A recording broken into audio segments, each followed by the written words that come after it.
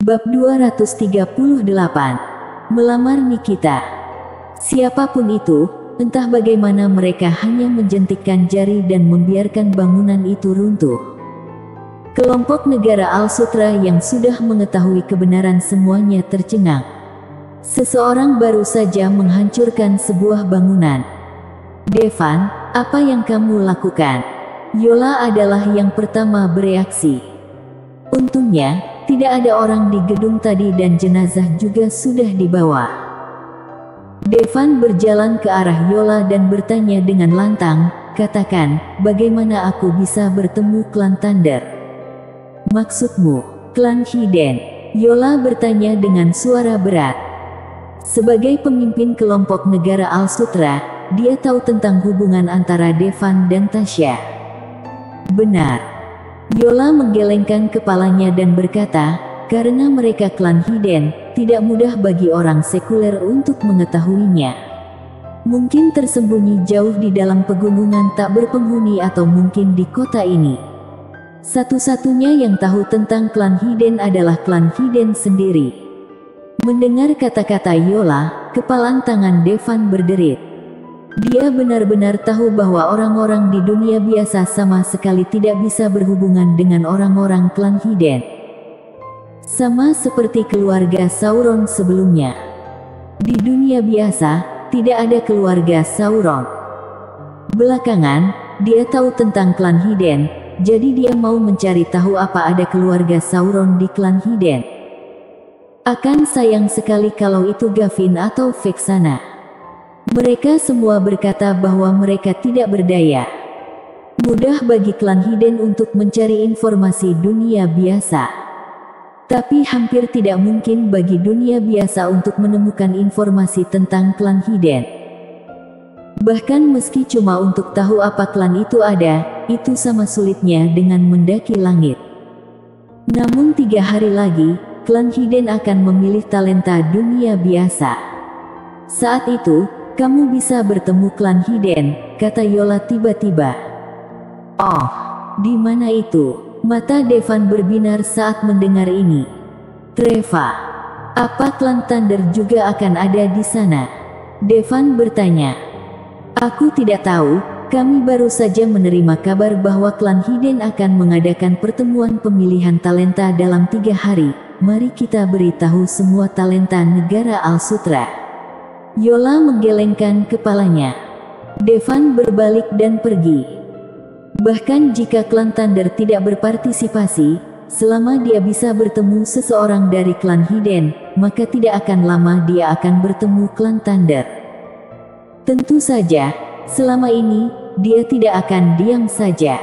Dia memberitahu Vexana dan memintanya untuk mencari informasi terkait klan Hiden dengan sekuat tenaga. Dia tidak mau menunggu semenit pun. Tapi kalau dia tidak bisa menemukannya, dia cuma bisa menunggu pertemuan pemilihan klan Hiden 3 hari lagi.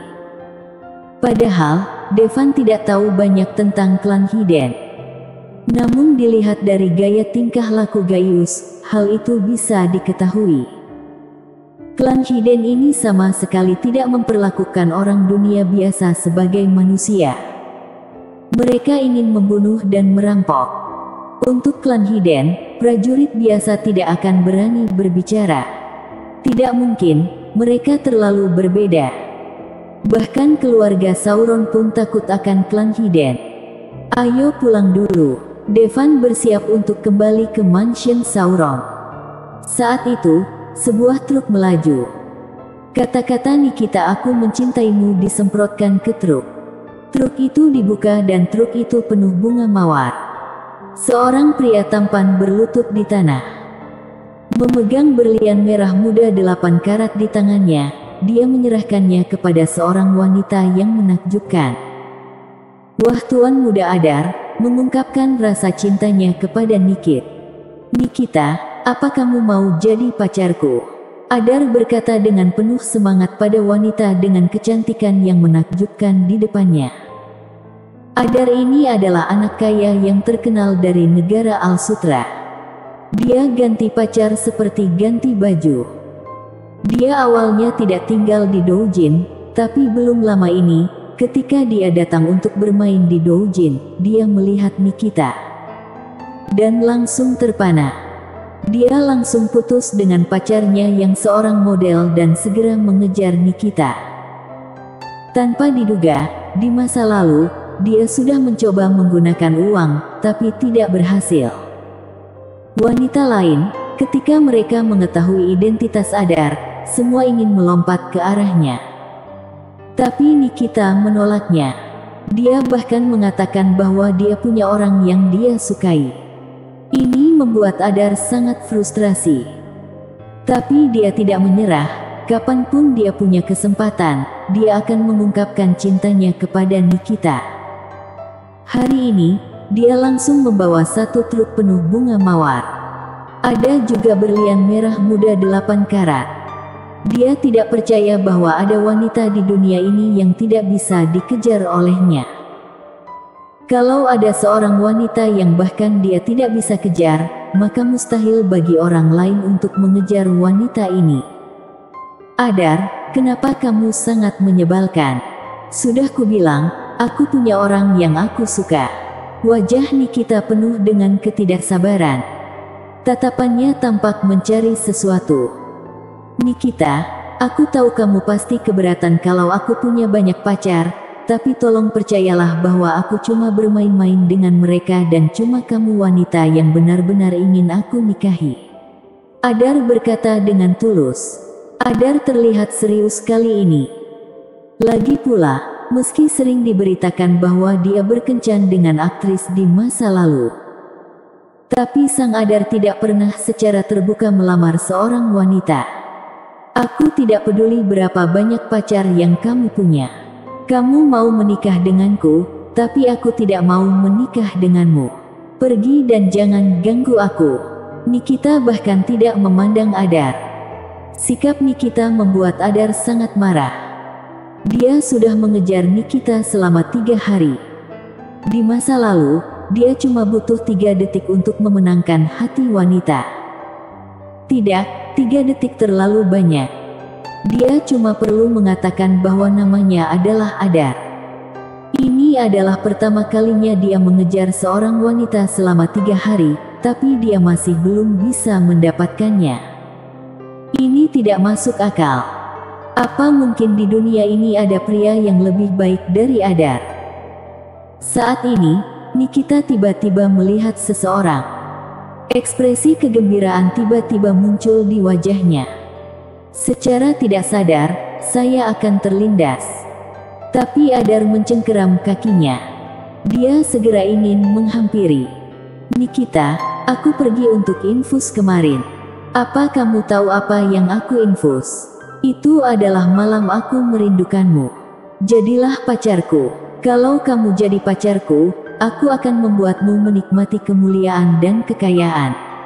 Mulai sekarang, cuma kamu yang akan menguasai orang lain dan tidak ada yang berani menghalangimu. Adar berkata dengan suara yang sangat rendah hati. Juga kata tangkai yang terlalu dingin. Ini membuat mata semua orang melebar. Tak disangka, sang Adar yang berganti-ganti pacar seperti baju juga besia memohon. Kamu suka sepatuku, kan? Kalau begitu ambillah. Nikita ingin pergi, tapi Adar mencengkeram kakinya. Dia cuma melepas sepatu hak tingginya dan lari tanpa alas kaki. Adar mengambil sepasang sepatu hak tinggi yang dikenakan oleh sang dewi dan segera memeluknya, wajahnya seperti orang mabuk. Sepertinya itu akan menjadi harta kebanggaannya. Ini adalah pengaruh Nikita. Berani sekali sang dewi menolak Adar. Sang dewi itu pintar, tidak tertipu oleh uang. Meski belum lama ini ada banyak rumor yang tidak menguntungkan bagi Nikita. Tapi melihat Nikita menolak Adar, anak terkaya negara Al-Sutra, banyak orang sangat bersemangat. Lagi pula, berapa banyak wanita di seluruh negara Al-Sutra yang berani menolak Adar? Hah, bahkan Adar ditolak. Aku benar-benar tidak tahu siapa yang merebut hati Dewi Nikita. Tepat ketika orang bertanya-tanya, Nikita sudah berlari di depan seorang pria. Bersambung.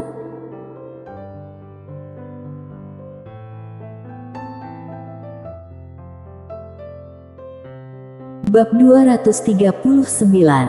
Kenapa kamu tidak dibius? Devan, itu kamu. Nikita kaget. Tentu saja, dia juga tahu soal hubungan Devan dan Tasya. Kemarin dia mendengar sesuatu terjadi pada Tasya, pikirnya, Devan pasti akan datang dan tinggal di sini sepanjang waktu. Tanpa diduga, itu benar-benar Devan. Ada hubungan yang tidak bisa dijelaskan antara Tasya dan Devan. Tasya dibawa kabur, Nikita tentu senang. Mungkin, dia akan punya kesempatan. Saat ini, mata orang yang lewat semua tertuju pada Devan. Mereka ingin tahu siapa sih yang bisa membuat Nikita menolak Adar. Sepertinya itu Devan, mantan suami Nikita. Tentu saja ada yang mengenal Devan. Menantu keluarga Joko yang tidak berguna itu. Dia menantu yang tidak berguna, apa kamu tidak tahu apa yang dia lakukan akhir-akhir ini? Bahkan jika dia menikam langit, apa dia masih bisa dibandingkan dengan pangeran generasi kedua yang super kaya? Mengetahui siapa pria di depan Nikita ini, perasaan orang-orang yang berkumpul itu semakin semangat. Aku sedang bad mood sekarang, jangan main-main bersamaku. Melihat Niki, Devan berkata dengan tatapan kosong. Saat ini, dia sama sekali tidak mau berurusan dengan Nikita. Bahkan tidak terpikir untuk menamparnya. Kalau kamu lagi bad mood, kamu harus menemuiku. Nikita sangat senang. Kenapa? Kata Devan dengan suara berat. Devan, aku tahu, Tasya ditangkap oleh orang-orang klan Hiden, kamu pasti sangat marah sekarang. Tapi klan Hiden bukanlah sesuatu yang bisa kamu lawan begitu saja. Tanpa Tasya, kamu masih punya aku, apa yang dia bisa, aku bisa. Tanpa diduga, Nikita tahu tentang klan Hiden. Dia tidak tahu sebelumnya. Sejak Devan kembali melawan langit, dia mulai meneliti dan menyelidiki. Sekarang dia juga tahu bahwa ada klan Hiden di atas prajurit dunia biasa. Mereka adalah puncak kekuatan yang sebenarnya. Hanya saja mereka pada dasarnya tidak berhubungan dengan dunia biasa. Mendengar Nikita menyebut Tasya, amarah Devan langsung berkobar. Dia bahkan tidak ingin memukul Nikita. Nikita, lebih baik kamu diam. Kalau tidak, aku tidak yakin bisa mengendalikan diriku, kata Devan dingin. Buat apa kamu mengendalikan dirimu? Devan, bukankah aku sudah bilang? Kalau kamu tidak bahagia, kamu bisa datang kepadaku kapan saja. Kamu bisa memukulku atau melakukan apa saja padaku. Ayo, keluarkan dan kamu tidak akan begitu marah. Nikita justru berjalan di depan Devan dan mendekatkan wajahnya. Saat ini, para penonton berada jauh dan tidak bisa mendengar isi percakapan antara keduanya. Tapi melihat Dewi dalam postur seperti itu, jelas ingin Devan menciumnya. Astaga, aku sangat iri. Itu Nikita, wanita tercantik di Doujin. Andai aku bisa menciumnya, tidak perlu wajah, kaki pun tidak keberatan aku. Cih, biarpun itu kaki, bukan giliranmu. Mata orang-orang dengan rakus melirik tubuh yang sempurna itu. Sosok Nikita sangat cocok untuk semuanya. Setiap bagian tubuh dapat mencapai 9,5 poin. Nilai totalnya juga melebihi 9,5 poin. Secara keseluruhan, bisa mencapai 9,8 poin. Lagi pula, tidak ada wanita yang bisa 100% sempurna. Secara fisik, kurang lebih ada beberapa kekurangan kecil, tapi Nikita tidak punya. Wajahnya begitu cantik seolah-olah dilukis oleh seniman terhebat. Banyak orang hanya melihat Nikita di TV atau di poster. Keluarga Joko punya Nikita, bintang endorse pun terselamatkan. Dia sendiri bisa menjadi juru bicara keluarga Joko, bahkan lebih baik dari seorang bintang. Sejak Devan membatalkan penindakan keluarga Joko melonjak lagi, dan sekarang ada kecenderungan samar menuju 20 miliar. Ini Nikita, wanita yang membuat semua pria doujin gila.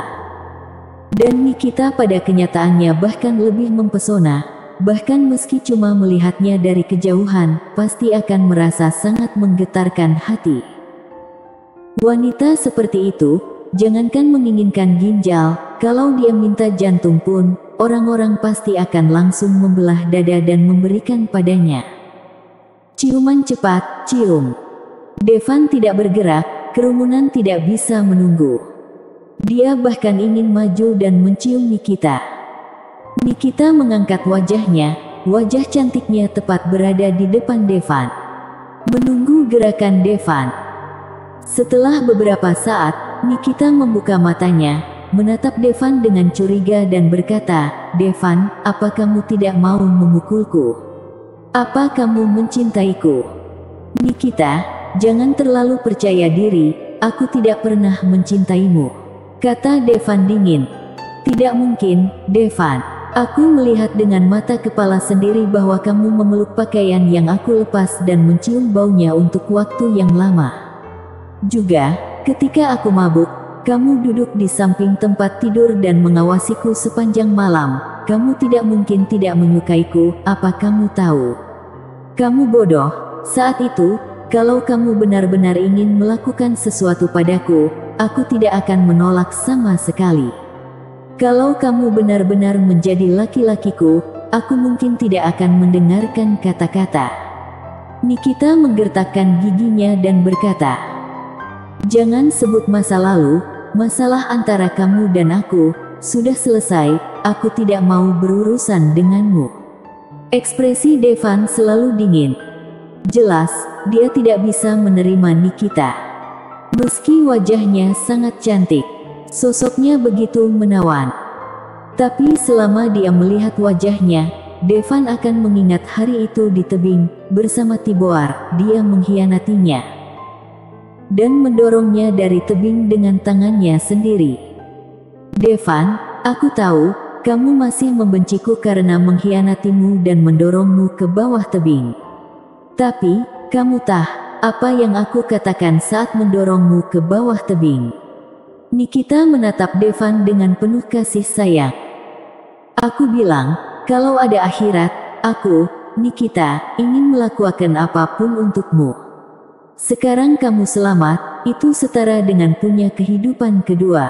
Devan, biarkan aku memberimu kompensasi, tidak peduli bagaimana kamu ingin aku memberimu kompensasi.